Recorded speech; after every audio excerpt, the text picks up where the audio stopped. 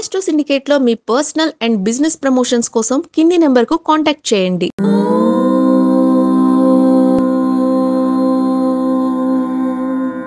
ఓం శ్రీ గురుభ్యో నమః. హరి ఓం. లక్ష్మీం క్షీరసముద్రరాజతనయాం శ్రీరంగదామేశ్వరీం దాసీభూత సమస్తదేవవనితాం లోకైకదీపాంకురాం శ్రీమన్మందకటాక్షలబ్ధైభవద్బ్రహ్మేంద్రగంగాధరాం త్వాం త్రైలోక్యకుటుంబినీం సరసిజాం వందే ముకుందప్రియాం. అందరికీ నమస్కారం. మాస ఫలితాలు జూన్ నెల 12 రాశుల వారికి ఎలా ఉండబోతుంది? ప్రతి మాసంలో మనం ఒక మంచి మాట చెప్పుకుంటున్నాం. ఈ మాసంలో 2 మంచి మాటలు చెప్పుకుందాం. అసలు విషయం 3 నిమిషాలే ఉంది, ఉపన్యాసం ఎక్కువ ఉంది అనేటువంటి వ్యక్తులకి మరొకసారి మనవి. ఒక మంచి మాట వినదగునెవ్వరు చెప్పిన వినినంతన వేగిర పడకన్ అన్నటువంటి పద్యాన్ని పదే పదే గుర్తు తెచ్చుకోండి. ఎందుకంటే జ్యోతిషం సూచకం శాస్త్రం. ప్రతిరోజు పని చేస్తూనే ఉంటాం, ప్రతిరోజు మనం సుఖాన్ని అనుభవిస్తూనే ఉంటాం, ప్రతిరోజు మనం ఖర్చులు పెడుతూనే ఉంటాం.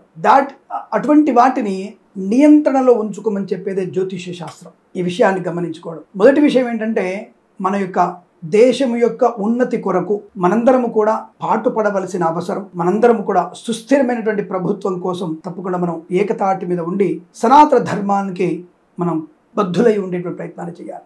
నిరంతరం దైవనామస్మరణ, భగవద్గీత పారాయణం, ప్రతిరోజు ఏదో ఒక దేవాలయ సందర్శన చేయడం అనేది మనము విధిగా పెట్టుకోవలసిన అవసరం, మన పిల్లలకి నేర్పించవలసిన అవసరం ఉంటుంది.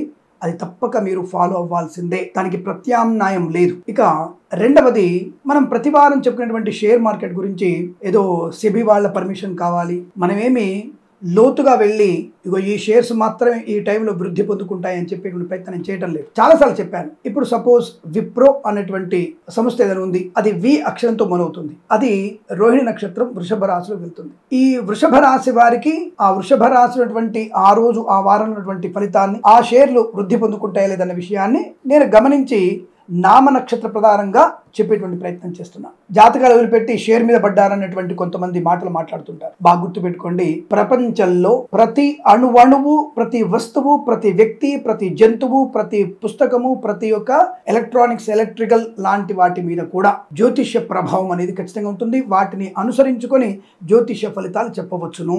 ప్రతి విషయం గురించి జ్యోతిష్యము స్పృశించినటువంటి వస్తువు కానీ, వ్యక్తి కానీ, వృక్షము కానీ, పంచభూతాలు కానీ లేవన్న విషయాన్ని గుర్తించండి. కాబట్టి ప్రతి ఒక్క విషయం గురించి మనం చెప్పగలిగే అవకాశం ఉంటుంది. ఇది నేను ఈ వారం చెప్పాలనుకున్న మాట. మరొక మాట, తల్లిదండ్రులను మాత్రమే సేవించండి, తల్లిదండ్రుల మాట మాత్రమే వినండి. ఏదో సనాతన ధర్మంలో 0.1% మృగాల్లాంటి తల్లిదండ్రులు ఉండవచ్చును, కానీ 99.9% సనాతన ధర్మంలో మంచి వ్యక్తిత్వము, సదాచార సంపన్నత ఉండే వాళ్ళే ఉంటారు. పిల్లలు ఎదగాలని కోరుతూనే ఉంటారు. అటువంటి సమయంలో అనవసరపు ఆస్తిపాస్తుల గురించి, ఇతరత్రా విషయాల గురించి, అల్పమైనటువంటి దేనికి పనికిరానటువంటి ప్రేమ కలాపాల గురించి మీరు తల్లిదండ్రులతో కంటూ కూడదు, వద్దు అని చెప్తున్నాను. ఈ విషయాన్ని గుర్తుపెట్టుకోండి. ఇది ఈనాటి మంచి మాటలు. ఇవి ఎవరికైనా అనుకూలంగా అనిపిస్తే స్వీకరించి మరొక 100 మంది చేత మన ఛానల్ని సబ్స్క్రైబ్ చేయిస్తారని మనస్ఫూర్తిగా కోరుకుంటూ, మరి జూన్ మాసంలో ఉన్నటువంటి మాస ఫలితాల్లోకి వెళ్దాం.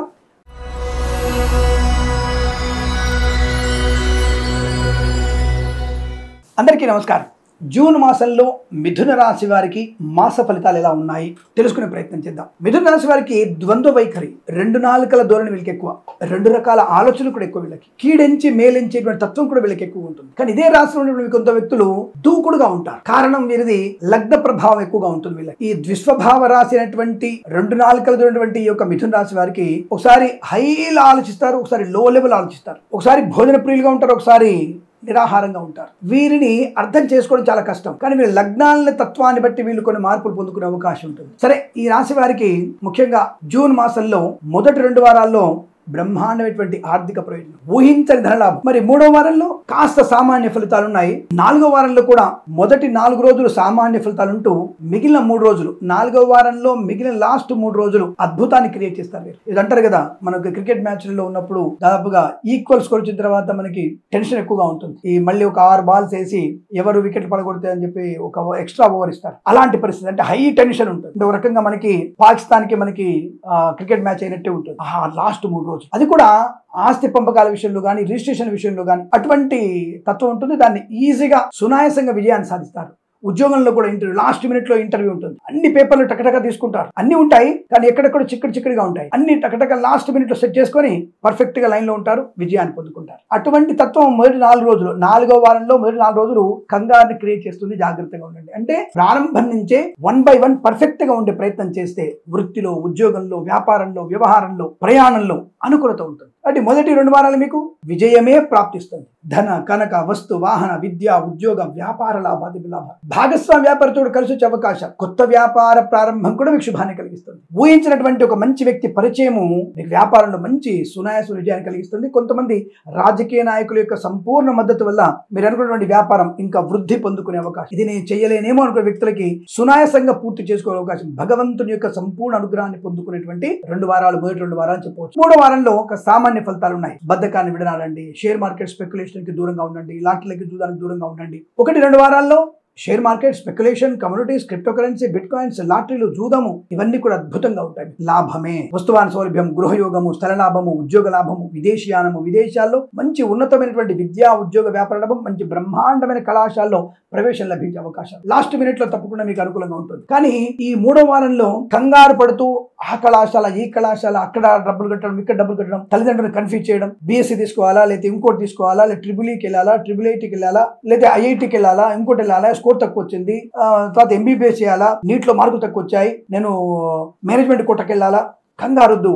ముందుగానే ఆలోచించుకోండి. ప్రశాంతంగా ఏ కాలేజీకి వెళ్తే మంచిది, ఏ గ్రూప్ లోకి వెళ్ళాలి, ఏ మోడ్యూల్ తీసుకోవాలి అనేది ముందుగా నిర్ణయించుకుంటే ప్రశాంతంగా ఉంటుంది. కానీ ఈ మాసంలో మీకు సుఖము, శుభము, ఆనందం, ఆరోగ్యం, ఐశ్వర్యం, విద్యాలాభం. వ్యాపార పరంగా చూసుకుంటే boutiques, beauty parlour, bamboo depot, బాణసంచి కర్మాగారం, టైల్స్, టైర్ల వ్యాపారం, ముద్రణాలయం, గ్యాస్ వ్యాపారం, construction, real estate, interior, exterior, furniture, గాజు పరిశ్రమ, తోలు, రెగ్జిన్, షూ పరిశ్రమ, పాడి పరిశ్రమ, పౌల్ట్రీ పరిశ్రమ లాభాలు, రైతన్నలకి, పూలు పండుగలు పండించే వారికి, మత్స్యకారులకి, రొయ్యలు, చేపలు చెల్లె వారికి లాభాలు ఉంటాయి. డ్రైవర్లకి, పెయింటర్లకి, ఎలక్ట్రీషియన్స్ కి కొత్త కాంట్రాక్ట్ వచ్చే అవకాశం ఉంటుంది. అనుకున్నటువంటి కార్యసిద్ధి, కోర్టు వివాదాలన్నీ కూడా సమస్య అవకాశం. కోర్టు వివాదాలు ఏమైనా ఉంటే మొదటి 2 వారాల్లోనే ఏర్పాటు చేసుకోండి, తప్పకుండా మంచి విజయాన్ని సాధిస్తారు. ప్రమోషన్ కోసం ప్రయత్నం కూడా మొదటి 2 వారాలు చేయండి. ఉద్యోగ మార్పుల కోసం కానీ, బదిలీ కోసం కానీ మొదటి 2 వారాలు లేదా మాసాంతంలో ప్రయత్నం చేయండి. మొదటి 2 వారాల్లో ప్రయత్నం చేస్తే మాసాంతంలో మీకు అటువంటి ట్రాన్స్ఫర్స్ కానీ లేదా ఉద్యోగంలో అనుకూలత కానీ పొందుకోవచ్చును. ప్రైవేట్ సెక్టార్ లో పనిచేసే వారికి కూడా తప్పకుండా మొదటి 2 వారాల్లోనే ఒక సంస్థ నుంచి మరో సంస్థలోకి మారే ప్రయత్నం, అప్లికేషన్ పెట్టడం, ఇంటర్వ్యూ పెట్టడం చేసుకుంటే తప్పకుండా ఒక మాసం తర్వాతనో లేదా ఆఖరి వారంలోనో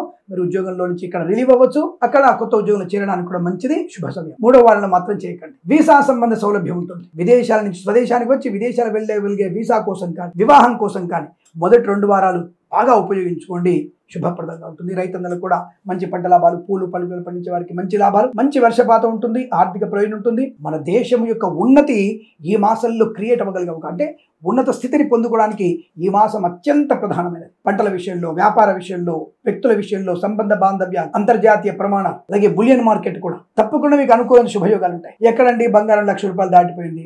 ఒక విషయం నాకు అర్థం కాదు, 1,00,000 రూపాయల బంగారం ఉంటే కొనలేకపోతున్నారా? అప్పుడు ఎప్పుడో 2 నెలల క్రితం మనకి ఈ ధనత్రయోదశి అని చెప్పేసి అనవసరంగా బంగారం కొనమని ఎవడు పెట్టాడు కానీ అప్పుడు కూడా బ్రహ్మాండమైన 20 లక్షల కోట్ల వ్యాపారం జరిగిందే. ఆలోచించండి. అంటే బంగారం కొనడానికి దానికంటే ముందు ఒకటి, గత మన యుద్ధానికి పాకిస్తాన్తో యుద్ధం, ఆ పాకిస్తాన్ విధవులు ఓడిపోయారు, మన చేతుల్లో తుక్కు ఓడిపోయారు. అటువంటి యుద్ధ సమయంలో కూడా 1-2 రోజులు నష్టం వచ్చిన తర్వాత విషయాలు మంచి లాభాలు పొందుకున్నాం కదా. అలాగే అదే సమయంలో మనకి అనేక రకాలైనటువంటి ఆర్థిక ప్రయోజనాలు పొందుకున్నాం కదా. ఆలోచించండి. ఇంకొకటి, ఐపీఎల్ మ్యాచ్ విషయంలో అంటే నేను ఎవరిని తప్పుపట్టట్లేదు, డబ్బులు లేనటువంటి మనం అనుకుంటే 880 కోట్ల వ్యాపారం జరుగుతుంది ఐపీఎల్ మ్యాచ్ లో. దాదాపుగా 1,100 కోట్లు అనుకుంటున్నాం. బట్ నేను సుమారుగా లెక్క వేస్తే 886 కోట్లు సంథింగ్ వ్యాపారం ఇది 41 రోజులలో. అంటే డబ్బు లేకపోతేనే మనం మ్యాచ్ చూస్తున్నామా? ఆ మ్యాచ్ కేవలం క్రికెట్ స్టేడియం వరకే.